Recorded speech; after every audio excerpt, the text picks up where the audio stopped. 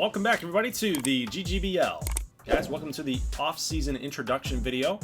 I'm going to be mentioning these videos as phases. So up in the upper left-hand corner, you can see the next phase says start the off-season. This will be phase 1. Phase 2, phase 3, 4, 5. I'll talk to you guys about what those are going to be named and what they're going to consist of and what you guys are going to be involved in too. Because I know that I love getting you guys involved inside off-season moves and transactions and trade talks and things like that. But I'm going to outline exactly what the off-season is going to be and how it's going to be run, why I'm making some of the decisions that I'm making as the commissioner of the GGBL, and again, what you guys can look forward to in these off-season videos. So I think ultimately we're going to have about maybe 5 or 6 off-season videos with a couple live streams thrown in.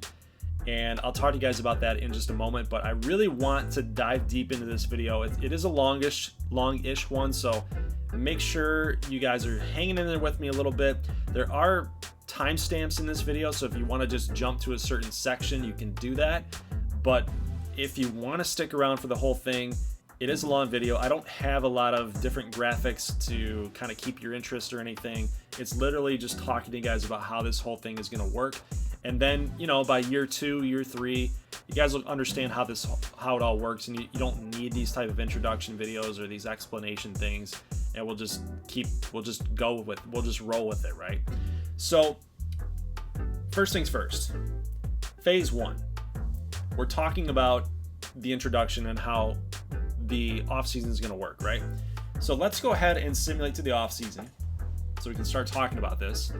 And I'm not going to talk to you guys about the retired players quite yet. I'll save that till the end of the video. See some Hall of Fame inductees there, Cano and Miggy. So phase 1, I'm going to be going through, not in this video, but I'm going to explain to you what I'm going to be doing off screen. I'm going to be reviewing the staff, number 1. I'm probably going to be getting rid of coaches like Kevin Cash or Tony La Russa, Terry Francona. This was a mistake that I made when I started this league in year number 1. When I was making teams and uniforms and getting logos from the graphic designers out there in the community, I did not consider this. It wasn't even on my mind about the coaching staff, right? So here we were in the middle of a season, and we're seeing Terry Francona coming out and taking the ball from the pitcher, and it just was like, I kind of am losing a little bit of immersion there. Like, all of the MLB coaches came over to the GGBL. It doesn't make a lot of sense. And here's Terry Bradshaw, apparently. No, I'm just kidding. The quarterback for Pittsburgh. No, I'm just kidding. But you guys get the idea, right? So I'm going to actually go through each team and making sure that nobody like Joe Madden is on a team. He's going to get fired. He's going to get removed. And then we're just going to have all custom coaching staffs. So that's pretty much step 1 off camera for phase number 1. But what phase number 1 really is for you guys to be able to vote and get involved and get the offseason kicked off and started off on the right foot. I want to know your feedback about logos, stadiums, uniform designs. I have a Google form that I've linked in the pinned comment and in the live chat here for you guys to be able to vote on if you think a team, and you can name the team, that needs a new logo, new stadium, or new team uniform. Now, I will tell you guys right off the get-go, the Oklahoma Hawks are up on that list for a new stadium. Now, I've actually picked the teams that are up for a new stadium, so you don't have to do the dirty work to figure out, like, Minnesota or Wisconsin. Yeah, Wisconsin, they need a new stadium. Well, they already have a custom stadium, so I'm not really in the business or the mood to start changing around custom stadiums. But a team like Indiana, a team like, let's say, Pittsburgh, Indiana, Pittsburgh, those are 2 teams that will be listed because they don't have a home. They don't have a custom stadium. So if you guys know of stadiums out there in the community or in the stadium vault that you've seen that really kind of fits the identity of Pittsburgh or fits the identity of Indiana, kind of be cool to get your guys' feedback there. And if you have the actual stadium search name, you can even message me on Twitter. You can message me through Discord, through email, through Instagram, whatever, however you got to get a hold of me. I will take your guys' feedback and I will go look up that stadium and see if I like it. And if I do, I'll make the change for you guys too. So that'll be kind of how we run phase number 1. So phase 2, we'll take that feedback. I'll take all that feedback. I'll make the changes. Phase 2 will update you on the votes. Phase 2 will update you on the staff hiring. So I'll kind of go through each manager that's hired, so you can kind of go back and say, yeah, Steve Thompson is the manager for the Indiana Rams. Mike Matheny is no longer here, so let's fire him. Let's see who the coach is going to be. So it's going to be Pablo Uribe, for example. I'm not going to hire that guy because he's terrible, but you guys get the idea. Okay, so let's move on to talk about phase number 2. So phase 2 is going to talk about, actually, hold on a second. I'm sorry. Back up a quick second. So before we get into phase 2, up on the screen, you see the exclusive free agent negotiations, right? So every team has somebody that they're losing. Namely, for Minnesota, Brett Lawrie, Corey Guerin, Logan Morrison. You've got Chris Rusin, Kurt Suzuki. For Wisconsin, you got Jonathan Scope, Shelby Miller. Kimbrel and Posey were two of those players that stayed at the MLB level. They didn't want to come over to the GGBL, so you had to knock down their ratings to a non-startable level. But I didn't want to release them because I didn't know if I wanted to keep them for year 2 or year 3. I think it'd be cool to see if those players like Kimbrel or Posey, if they stick around and they want to come over here for year number 3. All I got to do is just go in and edit their ratings, so it'd be kind of cool. But Jonathan Scope is one of those players that is coming over from the MLB to the GGBL for year 2, so which is kind of cool. But all these guys you see on the list here will be going to the free agent list, right? So as a competitive balance measure for the GGBL, players that find themselves on this exclusive free agent negotiation list, there's nothing you can do. When their contract hits 0, they will be going to the free agents. Doesn't matter how good you are, doesn't matter how bad you are. This is just a way for the free agent class to remain healthy. So that's really what I'm trying to do there. So again, I'm trying to limit the work here, and I don't want to really get into the business of, oh, Robbie Ray is looking for a contract, let's re-sign him, let's re-sign Sanchez, let's re-sign Zimmerman, let's re-sign Tim Collins, let's re-sign Wellington. Like, you're telling me that Columbus re-signed everybody, and then Chicago only signed like two or three guys? You know what I mean? I've got the controller in my hand. I don't want to get in the business of thinking that I'm rigging things, right? So as far as exclusive free agent negotiations go, if you find yourself on this list, you're gone. You're going to free agency, which I'll talk to you guys about when we talk about phase 3. That's phase number 1. Let's move on out here to phase 2. So this screen you will see is phase number 2. Selecting 40-man roster, I'm not going to worry about that quite yet. I'll worry about the 40-man once everybody's re-signed as far as arbitration, tender, trade talks are concerned. Once we go step by step by step and that gets all sorted out, and even free agency, then I'll go through and select the 40-man roster. So first things first, phase 2. When I go into phase 2, I will update you guys with the jerseys, the logos, the stadiums updates, the coaching staff updates as well. I'll update you guys there, and then we'll go into this screen here where we talk about what are the decisions that I made for each team for arbitration and tender contracts. So the reason why I'm taking control of this is because even when we look at tender contracts, for those of you guys that play MLB The Show, you see how big these lists are. I can't have you guys vote on that stuff. Like, it's just crazy. Like, there's no way you would be able to digest that. So, and a lot of this is just like minor league type of players, right? So this guy like Blake Galen, like, you can't get past a 1-year deal, right? So I'm gonna offer him a contract and just get him back here to be a part of that minor league system. That's really what tendering contracts is. These guys are 1 foot in and 1 foot out. They're technically on your team still, but they're not, right? Players that don't get a tender contract that they don't accept will head to free agency. That's how that works in game, and I think that that's the way that we're going to run it with this phase as well. But exclusive free agents, like we saw in the last screen, that's something that I think makes sense.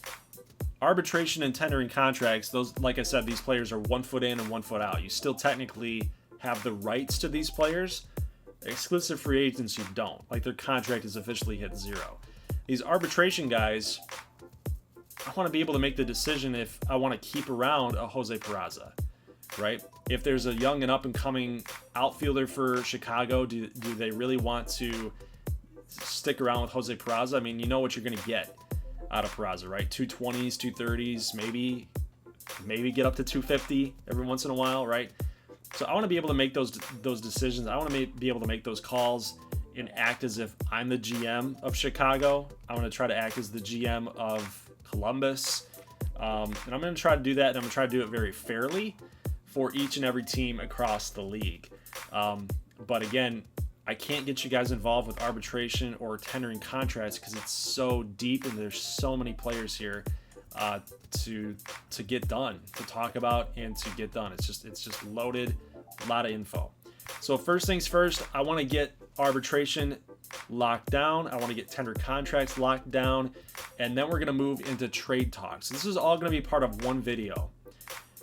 Trade talks, I want to get the first 2 things like arbitration and contracts tendered, because what I don't want to have happen is if we wanted to trade a guy like Anthony Bemboom, I can't do it because he's not on a contract. He's actually either with, let's see, where is he at here? He is, yeah, he's got a renewable contract status, right? So we got to get him signed if we want to be able to try to trade him away.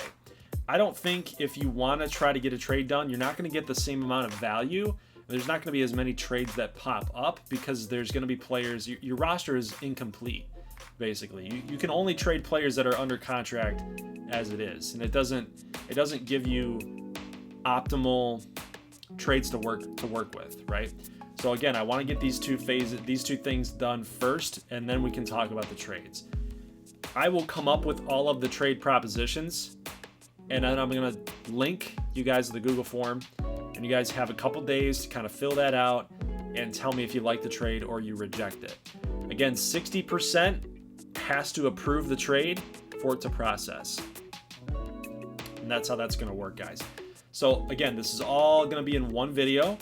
And at the end of phase 2, I'm going to give you guys a free agency list update, so we can see what players are actually in free agency. This list will be updated, and guys like Ronald Acuna are coming over, guys like Tyler Glasnow are coming over. And there's actually, I think I mentioned it before here in this video, but there is a list that you guys can go check out of the MLB players that are coming over to the GGBL. I think Jonathan Scope's going to be in here. Yep, there he is right there. So Scope's in here. We got a couple 90 overall players that are in here as well, but they have not been released since I haven't touched them yet, but they will be in here as well. And we can have a little bit of a preview to end phase 2 video.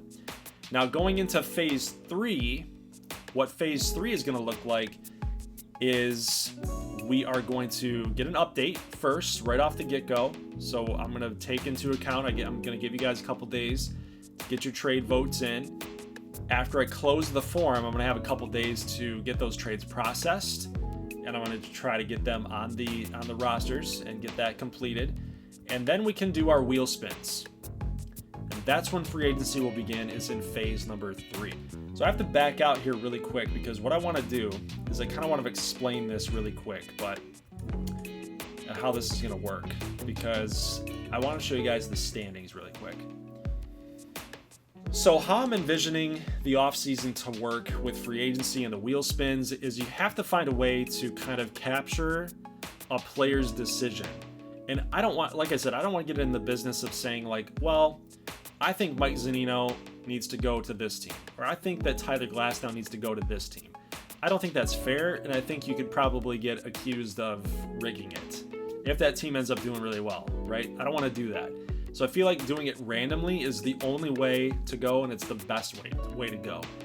But in order to determine the randomness of it and to help teams that are bad to improve, the process that I'm thinking about implementing here is we look at the worst teams in this group here, have 90 some odd losses. I'm going to take the worst teams, so the non-playoff teams, right? So if we look at the wildcard teams, so all these teams, right? The Sting, all the way down to the Heat. You take these teams that miss the playoffs and you multiply that first number, so 9 times 2. So they get a times 2 multiplier. You have 18 pieces of the pie on the wheel spin. So if you guys are following me here, non-playoff teams, 90 loss teams have 18 pieces of the pie. 80 loss teams have 16 pieces of the pie. 70 loss teams, like the Sting and the Hatters, who didn't make the playoffs, but they probably could have. I mean, look at the good boys and Coyotes. They were close, but they still didn't make the playoffs. They have 14 pieces of the pie. Likewise, if we go to the AL, the Rams and the Spirit will have 18 pieces of the pie. Maples, Revolution, so on and so forth. You guys get the idea here, right? Let's talk about the playoff teams. A team like the Firebirds. You take that first number in their loss column is 7. They're going to have 7. They don't get a multiplier. They get 7 pieces of the pie for the wheel spin. Reason why I'm doing it that way is because as a part of a competitive balance, there's some pretty bad teams right now. I mean, let's face it, there's some pretty bad teams. And I feel like the most fair way to do this is to, if you want to try to get the league to kind of rebalance for a year or two, you want to give the non-playoff teams a good shot at signing a pretty good player to kind of help them progress. So in order to kind of capture that, I think this system is the best way to do it, especially when trying to make some bad teams more competitive. Now that pretty much is making sure that all 30 teams are represented on that wheel spin, which they are, but just some teams will be represented more than others. Like the Coyotes will be less on the board than the Heat. So, for example, a guy like Tyler Glasnow is on 90. We're also going to have Ronald Acuna Jr., so he's coming over as well as a 96. We got Ketel Marte, he's coming over as well as an 87. So guys in the 90s, the guys in the 90 overall ranges, you got to treat them like a group. So the 90 overall type of players will be chosen first. The best player available will be up on the board first. So basically, Ronald Acuna is going to be the best player that comes over from the majors to the GGBL. He's going to be up on the board. We'll spin the wheel. All 30 teams will be represented. But again, those non-playoff teams definitely have more of a chance to sign Acuna than do the playoff teams. So wherever he lands, that's where he's going to go. That means once he goes to, like, let's say Santa Fe, we're pulling Santa Fe off the wheel. They can't grab another 90-plus player. Now, once we're done with the 90 group in free agency, we can now move to the 80 overall type of players, like Ketel Marte. We can move on to, let's say, Kevin Kiermaier. Tyler Glasnow is a 91, so he'd be part of that 90 group. But, you know, Kiermaier would be part of the 80 group. Madison Bumgarner. Wow. Madison Bumgarner will be part of the 70 group. Victor Caratini would be part of the 70 group. You guys kind of get where I'm going with this. So let's say a team like Richmond, you know, they're on the wheel for the 90 group. They don't get a guy. They don't get a 90. They're on the wheel for an 80 group, and they still don't get a guy. They're on the wheel for a 70 group. They could nab a 70 player, but that's all they get. They just get one player. And the reason why we're doing this is because that is also a way to emulate how teams in real life, that's how sometimes an offseason goes for them. Sometimes an offseason is really, really bad. And sometimes an offseason is really, really good. You know, let's say like a team like Richmond, let's say we do land on a 90 guy. Well, now we're done. So let's say we get Acuna, right? Well, now we're done for the 90 group. We can't get Acuna and Glasnow. What happens if we get Acuna and Edwin Diaz? And then, so they get pulled off the 80, and then they go out and they go get Victor Caratini as a 75. So our offseason would be Acuna, Diaz, and Caratini. We got a 90, an 80, and a 70 player. That'd be a really, really awesome free agency period, right? It'd be great. It'd be awesome. But odds are that's not going to happen, right? So I feel like it's going to be a very balanced approach. Now, once we're done with, the 70s, the 70 overall players, once we get down to like the 60 overall players, 65s, let's just scroll down here, like 69, like Adam Morgan, Steven Souza, Justin Bohr, Jake Lamb, Zimmerman, Inciarte. These are types of players that I'm just going to go ahead and sign up for teams.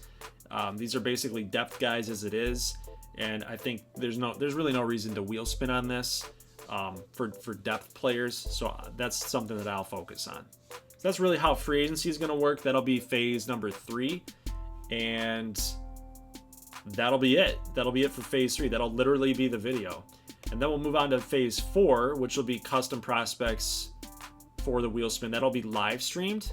If you guys need an example of how that's going to go down, take a look there in the upper right hand corner. I did this as a test beforehand to see if it worked and to see how the viewers really liked it and how quick it could get done inside a live stream. So I'm going to use that same format. Again, it's based on a wheel spin about where and what team your player went.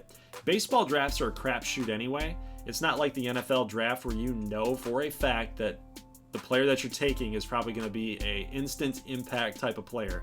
Baseball drafts are very hit and miss at some point. Some guy might be a can't miss dude and he still misses, right? So baseball drafts are very, very hit or miss. And I think the wheel spin really captures that, because sometimes you can find a gem in the 5th round and first round guys never make it.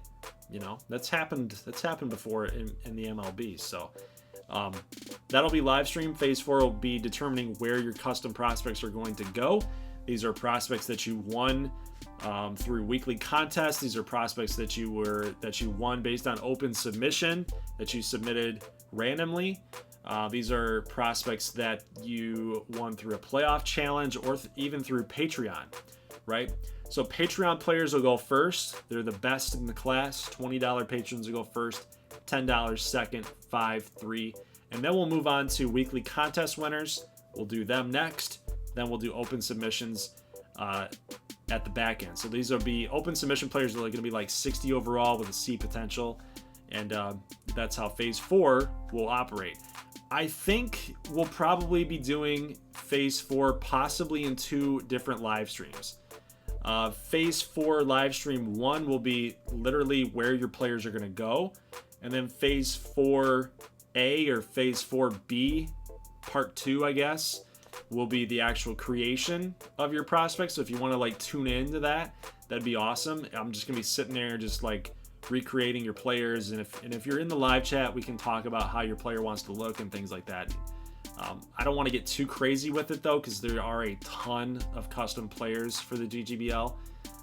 So I don't want to get too nuts with it, but that's basically all the phases, man. And then phase 5 will be the finale, the off-season finale. We'll have already had contracts done, free agency will be done, custom prospects assigned, trade talks completed. That's it. That's going to be it. And then 40-man roster will be done as well.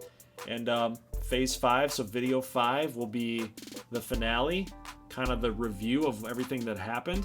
And then we'll go into a year number 2 preview. We'll look at rosters. We'll look at kind of like a preview of who I think is going to be my favorite to win the league, teams to watch out for, dark horses. We'll do a whole type of preview for it. So guys, that's it for this introduction video. I don't really have anything else to mention to you guys other than the players that have retired, because I think you definitely want to see that. And of course, I think the one thing that's on everybody's mind is, did Mike Trout come over? Did Shohei Ohtani come over? And I'm going to have to tell you guys no. Unfortunately, no. I know, it sucks. I apologize. But I made a mistake. I had every intention of getting Mike Trout over here for year number 2. Ask anybody in the Discord. I wanted Mike Trout to come over for year number 2. But he was somebody that I spotted right from the early going back in May when I made this league, and I put him in the free agents with the intention of bringing him back over, sign him to a team, edit him, make sure he doesn't retire on you, but I didn't do it before we went into the playoffs. And as you guys know that play the game, you can't re-sign players in the playoffs. Once you move into the playoffs, it's over. It's done. You're playing with fire. And Mike Trout has decided to retire, air quotes, retire. So that means he's never coming to the GGBL. Really, that's what it means. Now, I could recreate Mike Trout, but then that kind of loses the immersion a little bit. Like, I don't know. I can't. It's hard. It's really hard. I think it makes sense for realism. While it sucks, it makes sense for realism. He's the face of the MLB right now. There's really no reason to leave. You could argue that Bryce Harper, has kind of been in Mike Trout's shadow a little bit. He's been kind of the 1B option for face of the MLB.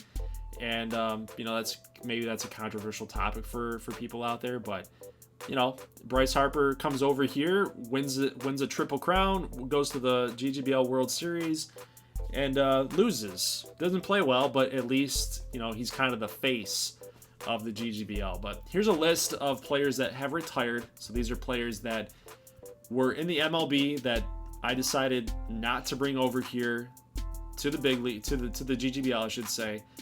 You've got guys like David Price, Verlander, Scott Oberg, Santana, Yadier Molina, Robinson Cano, Jed Lowry, Nelson Cruz, Goldschmidt. Still some pretty good players here that have retired on us, but most of these guys will actually be in the free agents, like Brandon Belt, Brantley, Betances, Walker Buehler was really good, obviously. Good young pitcher. Lorenzo Cain, William Contreras, Patrick Corbin, solid. Mauricio Duvall. Yeah, I mean, it's a good list. I can't bring everybody over. It just wouldn't make a lot of sense in that sense, guys. You want to keep it somewhat realistic. Some players in the MLB, like Clayton Kershaw, probably not thinking about the GGBL too much. He's well established in the MLB level. Doesn't really have a reason to come over that you would think. He doesn't have a reason to come over. Kyle Schwarber. Yeah, so you try to keep it as realistic as you possibly can. But the real thing is Mike Trout, man. What a disgrace, man. What a disgrace. I really wanted to get Mike Trout in this league, but it just didn't happen. So, again, exclusive free agents. These are the group of players that will be heading towards free agency. I'm not going to show you guys every team's exclusive free agents. I think that you guys will kind of get the idea once we go to free agency and once we see the list. This only affects you so much, right? Again, 30 teams to cover. Very hard to do, and be able for you guys to kind of soak this in. It's a lot of info. It's a lot of information. So that's really all I have for you guys today. Thank you for watching the introduction video. I will see you guys in phase number 2 when we talk about the updates to your votes, the updates to the staff, and of course, phase 2 will again preview and go over some of the decisions that I made for tendering, arbitration, and you guys get to see the trade propositions that I come up with for you guys. And then again, we'll do a little free agency preview for phase 2. All right, so guys, leave a like if you like this thing. I will see you in the next one. As always, thank you for watching, and peace.